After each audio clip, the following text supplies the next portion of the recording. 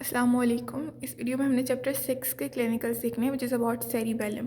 तो क्लिनिकल से पहले कुछ जनरल बातें हैं अबाउट सेरिबेलम। वन, इसके सेरिबेलम कंट्रोल कर रहा होता है same side of the body को, इसलिए जो भी हमारे पास साइन एंड सिम्टम्स आएंगे वो इप्सिलैटरल होंगे, नहीं on the same side of लियन पर ही होंगे। और क्या साइन एंड सिम्टम्स हैं वो आगे आ भी जाएंगे। जब कॉर्टेक्स डैमेज होता है तो वो क्योंकि कॉन्ट्रालैटरल साइड को कंट्रोल कर रहा होता है तो हमारे पास साइन एंड सिम्टम्स भी कॉन्ट्रालैटरल साइड पे ही आते हैं। अब सबसे पहले कुछ मेन फंक्शन सेरिबेलम के डिस्कस किए हुए थे बुक के अंदर। सेरिबेलम का मेन काम होता है कोऑर्डिनेशन, डिफरेंट मूवमेंट्स को कोऑर्डिनेट करा रहा होता है। इसके अलावा interplay between agonist and antagonist, इसका मेन काम होता है प्लानिंग के अंदर। इसके अलावा ये हमारी मसल टोन को रेगुलेट कर रहा होता है, उसको फैसिलिटेटरी सिग्नल सेंड कर रहा होता है। इसीलिए जब सेरिबेलम डैमेज होता है तो हमारे पास हाइपोटोनिया होता है, और वो कैसे होता है वो आ जाता है आगे, डिटेल सबकी आ जाएगी। इसके अलावा पोस्चर और इक्विलिब्रियम मेंटेन कर रहा होता है। एक इंपॉर्टेंट बात यह है कि सेरिबेलम कोई भी मूवमेंट इनिशिएट नहीं करवाता। मूवमेंट इनिशिएट करवाने का काम होता है हमारे मोटर कॉर्टेक्स का, जो कि सेरिब्रल कॉर्टेक्स में वो एरिया मूवमेंट इनिशिएट करवा रहा है। सेरिबेलम का काम मूवमेंट इनिशिएट करवाना नहीं होता। अब एक्यूट एंड क्रोनिक सेरिबेलर लियंस, हमारे पास सेरिबेलम के लियन दो तरह के हो सकते हैं, एक्यूट और क्रोनिक। एक्यूट होता है सडन ट्रोमैटिक इंजरी, अचानक से सेरिबेलम डैमेज हो गया, एक्सीडेंट हो सकता है, गन शॉट वुंड हो सकता है, किसी भी वजह से अचानक से वो डैमेज हुआ है तो वो एक्यूट लियन है। इसमें हमारे पास जो साइंस एंड सिम्टम्स आते हैं वो सीवियर होते हैं और वो रैपिड होते हैं। उसकी वजह ये होती है कि जो सेंट्रल नर्वस सिस्टम है, यानी जो रेस्ट ऑफ द पार्ट्स हैं, यानी कि स्पाइनल कॉर्ड और हायर सेंटर्स, उनको कंपनसेशन करने का टाइम नहीं मिलता। Usually they take over the function of cerebellum, but उसमें टाइम लगता है, इसलिए साइंस सिम्टम्स फेयर होते हैं एंड देन ग्रेजुअली वो कर लेते हैं। यही रीज़न है कि हमारे पास रिकवरी पॉसिबल होती है इवन इन दीज पेशेंट्स, लेकिन वो डिपेंड कर रहा होता है कि लियन कितना है। उसके बाद है क्रोनिक लियंस। क्रोनिक लियंस ये होते हैं कि अचानक से डैमेज नहीं होता, कोई भी अंडरलाइन पैथोलॉजी थी, फॉर एग्जांपल ट्यूमर था, वो आहिस्ता आहिस्ता डैमेज करता है, दिस इज़ क्रोनिक। अब इसमें आहिस्ता आहिस्ता जैसे जैसे वो डैमेज कर रहा है तो सेंट्रल नर्वस सिस्टम कुछ हद तक उसको कंपनसेट कर लेते हैं, इसलिए हमारे पास जो साइंस एंड सिम्टम्स है वो माइल्ड होते हैं एंड वो बाद में अपीयर हो रहे होते हैं, वो जल्दी अपीयर भी नहीं हो रहे होते। अब उसके बाद है साइन एंड सिम्टम्स। सबसे पहला है हाइपोटोनिया। अब इसमें टोटल 7 आने वाले हैं। First is hypotonia. हमारे पास टोन क्या होती है?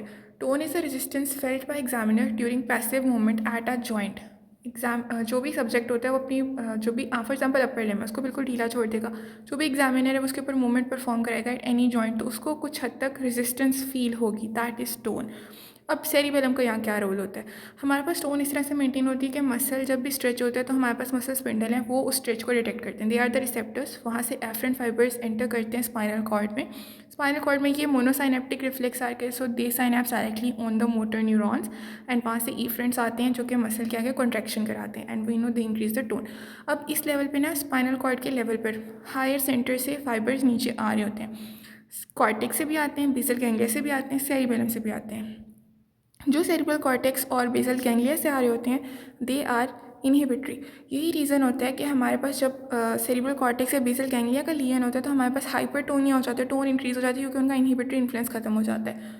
इसी तरह से हमारे पास सेरिबेलम है। अब जो सेरिबेलम है वो फैसिलिटेटरी सिग्नल सेंड कर रहा होता है ऑन दिस रिफ्लेक्स आर्क और टोन को बढ़ा रहा होता है, और जब सेरिबेलम का लियन होता है तो हमारे पास टोन कम हो जाती है और हमारे पास हाइपोटोनिया हो जाता है।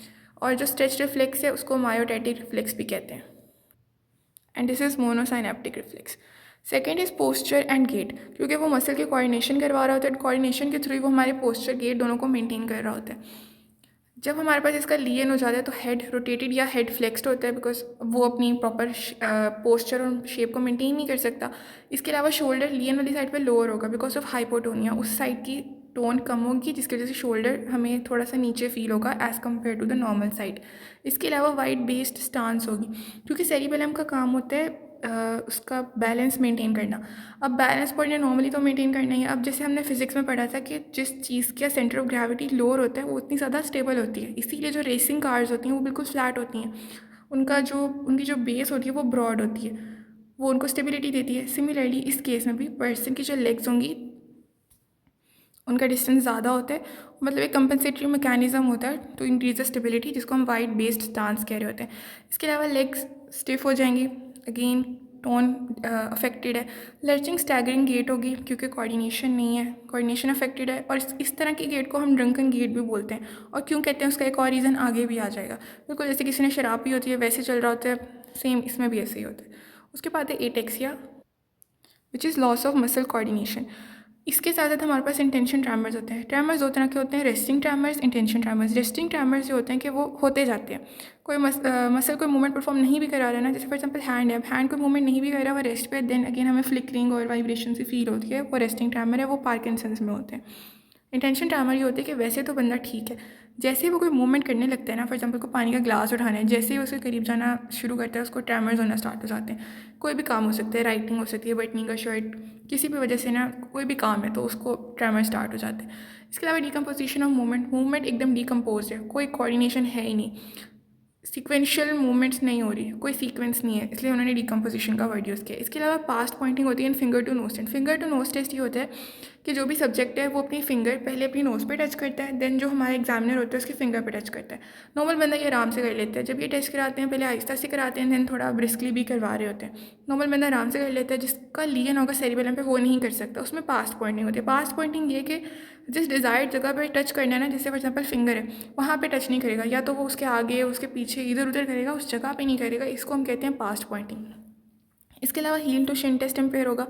हील टू शिन टेस्ट में ये होता है कि जो हमारा सब्जेक्ट है वो लेटा होता है अपने एक लोअर लिम्ब के, अपने एक पाँव की हील को वो दूसरे पाँव के शिन के ऊपर, शिन यानी कि जो टिबिया वाला पोर्शन है उसके ऊपर उसने ऊपर से नीचे की तरफ लेके जाना होता है। नॉर्मल बंदा आराम से कर लेता है, कोई मसले की बात ही नहीं होती, लेकिन जिसका सेरिबेलम ख़राब है ना, वहाँ पे लियन है, वो नहीं कर सकता, उसका पाँव कभी इधर जा रहा है कभी उधर जा रहा है, वो ये मूवमेंट नहीं कर सकता।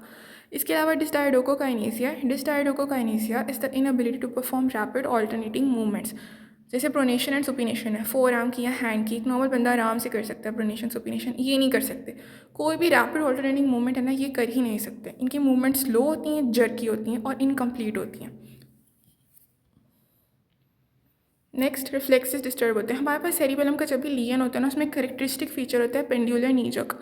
नॉर्मल नी जर्क ये होता है कि हमारा जो इंफ्रापटेलर टेंडन है उसके ऊपर हम टैप करते हैं, हमें एक कॉन्ट्रैक्शन मिलती है, नॉर्मल नी जर्क होता है। इनमें क्या होता है कि वो स्टॉप ही नहीं करता, फ्लिकरिंग होती रहती है उसके अंदर, जस्ट लाइक अ पेंडुलम। इसका रीज़न ये होता है कि हमारा जो सेरिबेलम है उसका एक और फंक्शन होता है turn on turn off mechanism.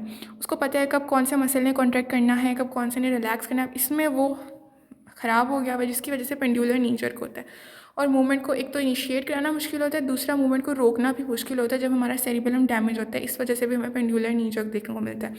इसके अलावा सारे मसल्स अफेक्ट हो रहे हैं, तो ऑफकोर्स ओकुलर मसल्स भी अफेक्ट होंगे, जिसकी वजह से निस्टैग्मस होगा, आई बॉल के हमें वाइब्रेशन सी फील होगी, रिथमिक ऑसिलेशन हो रही होगी, एंड ये हॉरिजॉन्टल गेज में ज़्यादा होती है। ये जो वाइब्रेशन है वो राइट लेफ्ट ऐसे होगी। दो टाइप्स की होती है, पेंडुलर एंड जर्की। पेंडुलर जैसे सिंपल पेंडुलम होता है वो राइट साइड पे कभी लेफ्ट साइड पे इक्वल रेट से मूव कर रहा होता है।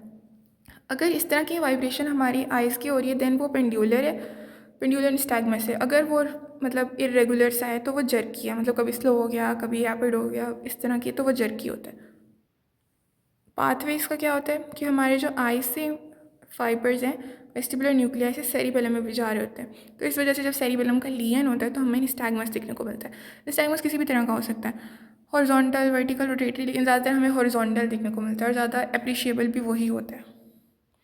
स्पीच डिस्टर्ब होगी, डिफ़िकल्टी इन स्पीचिंग डिसआर्थ्रिया होगा, स्पीच जर्की होगी, कोई सेंस नहीं बनेगी, लफ्ज़ ऐसे टूटे टूटे से होंगे, इरेगुलर से। अब इसमें इंपॉर्टेंट बात क्या थी कि पैरालिसिस नहीं होगा। पैरालिसिस इसलिए नहीं होगा क्योंकि मूवमेंट को इनिशिएट कराने का काम कॉर्टेक्स का था, मोटर कॉर्टेक्स का था, सेरिबेलम जस्ट उसको कोऑर्डिनेट करा रहे हैं। इसके अलावा कोई सेंसरी लॉस नहीं होगा। पर्सन जो भी पेशेंट है उसकी पेन, टेम्परेचर, प्रोप्रिसेप्शन, वाइब्रेशन, ये सारी सेंसेशंस ठीक होंगी। इसके अलावा ये कि पूरा लिम्ब अफेक्ट होगा, इप्सिलैटरल साइड जिस साइड पे भी लियन है, कोई ऐसा नहीं है कि एक मसल हो गया दूसरा बिल्कुल ठीक कर, ऐसे नहीं होगा, सारे मसल होंगे अपर लिम्ब के, अगर अपर लिम्ब अफेक्ट हो रहा है तो। इसके अलावा ये कि मसल एट्रॉफी नहीं होगी। एट्रॉफी हमेशा लोअर मोटर न्यूरॉन लियन में होती है, जब सेरिबेलम अफेक्ट हो रहा है तो मसल की एट्रॉफी नहीं होगी। उसके बाद हमारे पास सेरिबेलर सिंड्रोम्स हैं, दो सिंड्रोम्स हैं, एक वर्मिस सिंड्रोम में और एक सेरिबेलर हेमिस्फीयर सिंड्रोम में। वर्मिस, अब हमारे पास सेरिबेलम का जो सेंट्रल पोर्शन होता है दिस इज़ द वर्मिस, और ये पीछे हमारे पास जो ब्लूम है ये फ्लोकुलोनोडुलर लोब है। अब इसका कॉज होता है हमारे पास medulloblastoma. Medulloblastoma is the most common malignant disease in children, और ये अफेक्ट कर रही होती है mid portion of the cerebellum को। मिड पोर्शन में हमारा वर्मिस भी आ जाता है और हमारा फ्लोकुलोनोडुलर लोब भी आ जाता है। फ्लोकुलोनोडुलर लोब के इन्वॉल्वमेंट की वजह से वेस्टिबुलर सिम्टम्स आते हैं, यानी कि इक्विलिब्रियम बैलेंस वो ख़राब होता है। इसके अलावा वर्मिस का एरिया हमारे हेड और ट्रंक के रीजन को कंट्रोल कर रहा होता है, उन मसल्स की कोऑर्डिनेशन करा रहा होता है, तो इस वजह से इसमें हेड एंड ट्रंक की इन कोऑर्डिनेशन होती है। पोस्चर मेंटेन नहीं हो रहा होता, हेड ट्रंक को अपराइट रखना मुश्किल हो रहा होता है, और इसके अलावा there is a tendency to fall. Next we have the cerebellar hemisphere syndrome. इसमें कोई एक आधा हेमिस्फीयर इन्वॉल्व हो जाता है and it is due to tumour, और इप्सिलैटरल साइड अफेक्ट हो रही होती है। हमारे जो लैटरल हेमिस्फीयर्स होते हैं उनका इंपॉर्टेंट काम, एक तो वो हमारे लिम्स की मूवमेंट को कंट्रोल कर रहे हैं, उनमें इंटरमीडिएट जोन, एंड जो लैटरल वाला होता है उसका मेन काम होता है प्लानिंग करवाना कि कब कौन सी मूवमेंट परफॉर्म करानी है, कब रोकनी है, वो सारी प्लानिंग वो कर रहे होते हैं। इसमें हमारे लिम्स इन्वॉल्व हो जाते हैं। इसके अलावा डिसआर्थ्रिया, निस्टैग्मस हो रहा होता है। मूवमेंट इनिशिएशन हमारी डिलेड हो जाती है।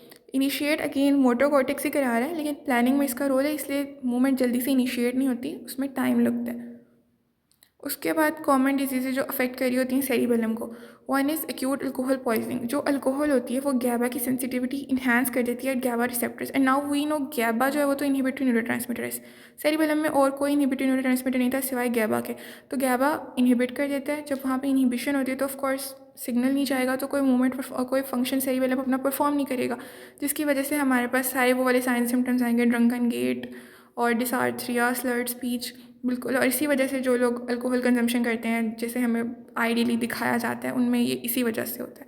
इसके अलावा कंजेनिटल एजेनेसिस और हाइपोप्लेजिया, यानी कि सेरिबेलम या तो बना ही नहीं सही से जब ड्यूरिंग बर्थ, या फिर हाइपोप्लेजिया बना तो था लेकिन ख़राब से था, सही से उसके प्रॉपर स्ट्रक्चर्स डेवलप नहीं हुए थे। इसके अलावा ट्रॉमा हो सकता है, infection, tumour, multiple sclerosis. Multiple sclerosis demyelinating disease होती है सेंट्रल नर्वस सिस्टम की। जब फाइबर्स की डीमाइलिनेशन हो जाएगी तो कंडक्शन इम्पेयर होगी, और जब कंडक्शन इम्पेयर होगी तो ज़ाहिर है फंक्शन ही परफॉर्म नहीं होगा। इसके अलावा वास्कुलर डिसऑर्डर्स, क्योंकि जब किसी एरिया की ब्लड सप्लाई कट ऑफ हो जाती है वो एरिया डेड हो जाता है, और जो एरिया डेड हो जाता है वो अपना फंक्शन नहीं परफॉर्म कर सकता।